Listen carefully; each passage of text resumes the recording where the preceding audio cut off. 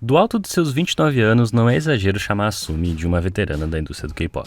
Tendo debutado em 2007 num dos grupos mais influentes da segunda geração, o Wonder Girls, Sumi só foi lançar seu primeiro trabalho solo em 2013, depois de um período de 3 anos inativa do grupo, onde se formou em artes cênicas na Universidade de Dongguk.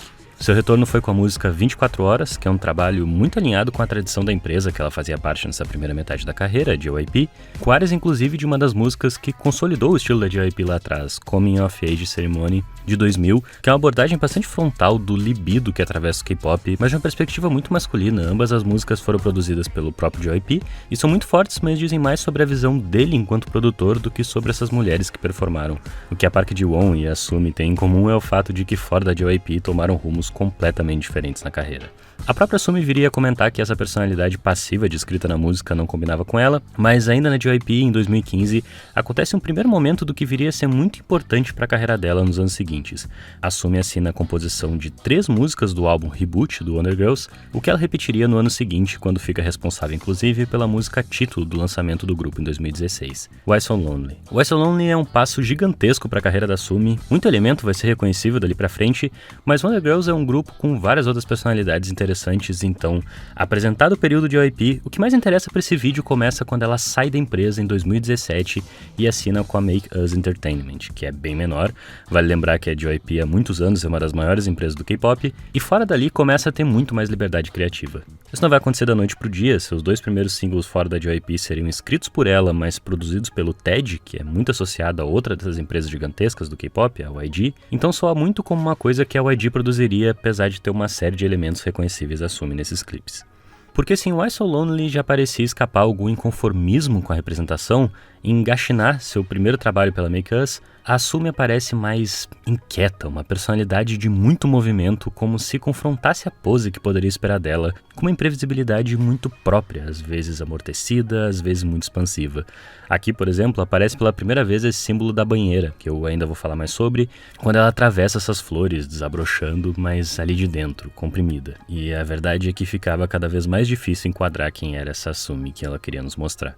Ao mesmo tempo em que toda a estética isso é um K-pop, e ela era aquela personalidade provocadora, de libido, que os anos dela no K-pop tinham refinado, tinha um desajuste, era um papel que pegava meio estranho no rosto dela, era uma derrapada no que era pra ser o clímax do clipe, coisas que depois ela disse que eram realmente acidentes que ela decidiu usar no corte final, um negócio que quem assistia não sabia se era pra acreditar naquilo, ou dar risada, ou se frustrar junto. Mas ela tava no controle dessa contradição. Não que essas mudanças de humor, de intensidade da música e do clipe não fossem muito familiares ao K-pop. Era uma coisa muito presente mesmo e segue sendo, mas ninguém lidou de forma tão direta quanto ela. No clipe de Siren, em 2018, esse sim o primeiro trabalho solo onde ela assina também a produção da música, começa com ela saindo da banheira encharcada em mais uma dessas cenas que a gente não sabe se é sexy ou meio estranha. Ela mesma fala que achou a cara dela bizarra na hora. A gente vê ela espirrando na frente do espelho, se arrumando pra, no momento que começa a música, ela em piscar de olhos se engajar naquilo e sustentar toda a performance. De um lado uma personalidade cheia de dúvidas, do outro outra muito confiante e expansiva, que quando ela sai da banheira a gente não sabe qual das duas está comunicando ali. O clipe vai mais além de fazer essa personagem da Sumi encontrar várias outras. Abrir uma porta no fim do corredor é poder encontrar uma outra versão dela mesma completamente diferente.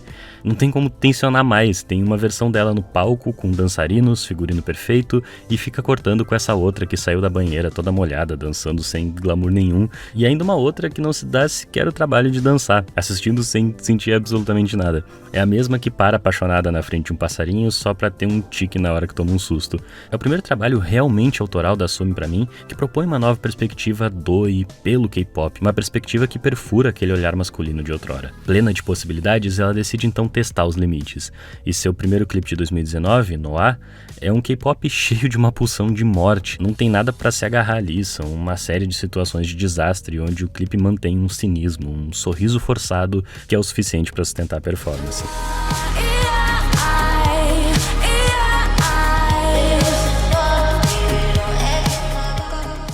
Dá pra dizer que até esse envelope de comentários sobre internet e rede social, ela absorveu para propor uma visão sobre a relação dela com K-pop, ou o que ela tem pra dizer sobre esse meio, o que ela tem a dizer por esse meio. Tudo desmorona na representação. ao ponto do próximo trabalho dela, que ela diz que escreveu pensando em uma música enérgica e eletrizante, pela perspectiva dos fãs ela não era bem uma música tão refrescante, afinal de contas. 청량한 거 뭔지 알아? La La Lei, que aqui ela começa saindo de uma mala dessa vez, mais uma vez tem esse contraste da performance com e sem glamour. Na letra ela canta enquanto dança num ritmo super agitado, que se o humor tá bom ela tá ok, sobre desmoronar em pó mas ela tá ok, que ela sempre vai tá ok porque é mal criada mas não tão valentona. Sempre é no limite da indústria de ainda poder dizer que isso é sobre um relacionamento romântico. Muito enérgico e eletrizante. O pior é que é mesmo, colocar essa contradição em questão é exatamente o ponto. É uma coisa quase distópica, aquelas cores explosivas, essa dança tão intensa, uma série de manequins enfileirados, as pessoas se confundindo com esses manequins, observando ela da vitrine de uma loja. Lembra até alguns cenários futuristas que a Park Ji-won usava no começo do século. Um negócio meio punk mesmo, ela tira a peruca no final, de novo se apropriando de tudo que vê pela frente numa grande relação de devoramento. Agora pensando no que fazer com o K-pop depois de ter despido tanto ele, a Sumi começa a procurar diferentes maneiras de trocar com e tensionar o K-pop. Em 2020 lança Porapipan, uma abordagem toda cheia de magia, muito numa linha entre sonho e realidade, às vezes na rua, às vezes em um telão. Entende K-pop enquanto mais uma forma de fabular, de ficção mesmo. É um dos seus trabalhos mais interessantes porque quase rompe com uma praticidade, uma materialidade que faz parte do K-pop. É uma abordagem mais contemplativa, a música fala de uma noite roxa. O valor não está no que pode ser comercializado, mas num lugar de imaginação. 2020 é um ano muito movimentado para a Sumi, que lança um monte de coisas de diferentes humores e intensidades, se apropriando de tudo que é tipo de estética, incluindo suas revisitas a JYP. Uma delas, uma celebração do K-pop enquanto música popular coreana, um trabalho do próprio JYP, que nesse ponto, figura na crônica, olha para a Sumi com um misto de maravilhamento, nostalgia, ao mesmo tempo em que é muito reativo a ela, agora essa personalidade incontrolável. A outra seria Tail, ou Cauda, a repaginação da Sumi da abordagem 24 horas, em um pastiche do filme da Mulher Gato, uma música cheia de libido, provocativa, mas confrontadora, complexa, uma Sumi com toda a gerência de si mesma.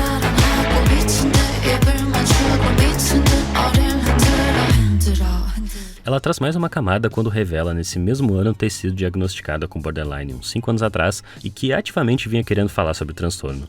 Lança a faixa chamada Borderline, intimista, mais experimental por dispor de menos artifício na representação, e o símbolo que volta é o da banheira, nas palavras da própria Sumi sobre a concepção do projeto. Eu me expressaria com uma sensação de mobilidade numa banheira. 드리는 감정선은 뭔가 되게 극단적이고 다이나믹한 감정선들을 보여줘요. Unstable eyes, hands here, and worlds all over the place.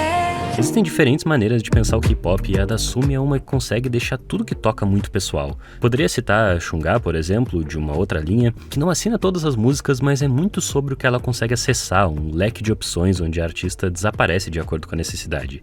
Em 2021, ambas lançaram seus trabalhos mais maduros e serve de contraponto porque enquanto no caso da Chungha, a faixa Kinimi é uma música que encontra uma gravidade no trânsito entre as performances, no peso de todas aquelas versões habitarem o mesmo corpo, o glitter que simula uma olheira é uma imagem muito forte, a Sumi lança sua música mais cínica, mas também a mais apaixonada.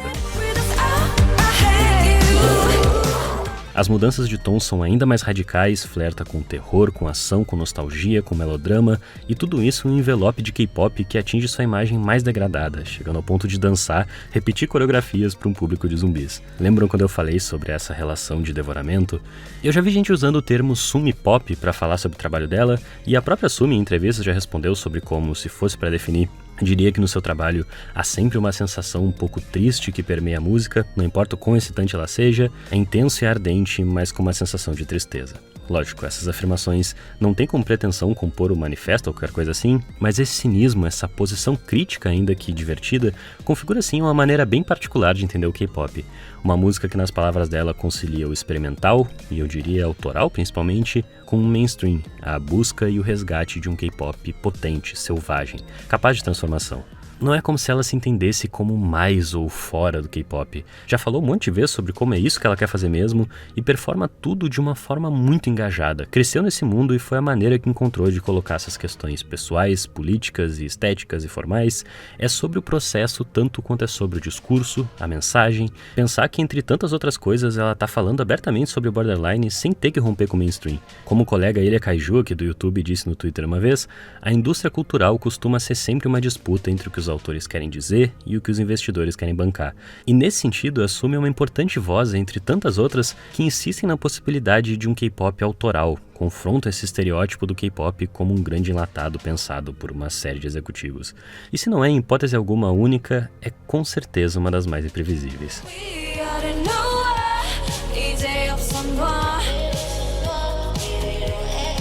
Meu nome é Henrique e vale dizer que eu escrevi primeiro sobre a Sumi para os nossos apoiadores. Nossa campanha de financiamento é literalmente o que sustenta o canal e, entre outras coisas, seguir eu tô dando dica de K-pop por lá com uns textos gigantescos contextualizando. Rola grupo no Facebook, WhatsApp, Discord exclusivamente para os nossos apoiadores. Tu também tem acesso a esses textos, qualquer valor ajuda muito, então vou deixar o link da campanha aqui embaixo na descrição. Também eu tenho outros vídeos sobre K-pop aqui no canal, se inscreve aí que eu tô com alguns outros prontos para tirar do forno. Tudo no seu tempo, curte, comenta, compartilha e até!